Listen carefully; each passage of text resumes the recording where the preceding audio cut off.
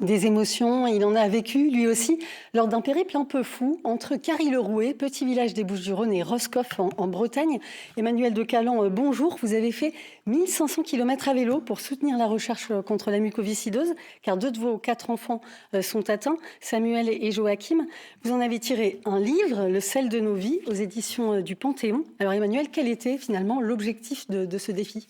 Alors bonjour Camille, l'objectif de ce défi était effectivement de relever déjà un défi sportif personnel, de collecter des fonds pour la mucoviscidose, pour vaincre la mucoviscidose, et puis surtout de comprendre la relation entre le patient, le parent et le soignant, cette équipe qui vit au quotidien la maladie. Parce que vous les avez rencontrés pendant votre trajet, vous alliez dormir en fait chez des gens eux-mêmes touchés par la maladie. Exactement, tout au long de mon trajet, je logeais dans des familles qui étaient atteintes de la mucoviscidose et je me suis arrêté dans les CRCM, les centres de ressources et de compétences de la mucoviscidose, qui jalonnaient mon parcours. Et qu'est-ce que vous avez appris qui vous a le plus marqué, si on peut dire, pendant ce voyage de 3 semaines à vélo ? Alors 3 choses. La première, c'est le jouet collectif. Dans la maladie, mais comme dans la vie ou dans l'entreprise, un jouet collectif, on va beaucoup plus loin.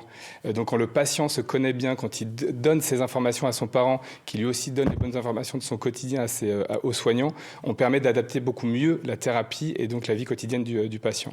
Parce que ce qui est difficile avec la mucoviscidose, c'est que c'est une maladie qui ne se voit pas forcément aussi. Oui, alors c'est un avantage pour les patients parce que du coup, ils ne sont pas stigmatisés. Mais en revanche, c'est un gros inconvénient parce qu'on ne se rend pas compte de la dégradation interne du malade. D'accord. Alors, les médecins rencontrés justement sur le trajet vous ont-ils parlé de traitements prometteurs, d'avancées pour la suite ? Alors depuis 30 ans, il y a d'énormes progrès qui sont faits. C'est assez hallucinant. Et là, il y a une trithérapie qui est arrivée il y a 2 ans, qui est effectivement une source de joie pour tout le monde. Même si ce n'est pas encore la guérison, ça permet quand même d'améliorer très fortement la qualité de vie des patients. Oui. La mobilisation continue. Quelle est la suite pour vous et comment on peut vous aider ? Alors, nous aider, c'est très simple. D'abord en achetant le livre pour mieux comprendre la maladie, mais surtout en adhérant à l'association Vaincre la mucoviscidose. Parce que plus on est nombreux, plus on est fort. Il y a un combat aujourd'hui qui est très important, c'est d'accélérer la mise sur le marché de la trithérapie pour les moins de 12 ans. Et ça, c'est le combat du moment. Donc il faut adhérer à Vaincre la mucoviscidose, dont d'ailleurs le congrès se tiendra à Marseille en mai 2023. Merci beaucoup Emmanuel de Calan d'avoir été avec nous ce midi pour nous en parler.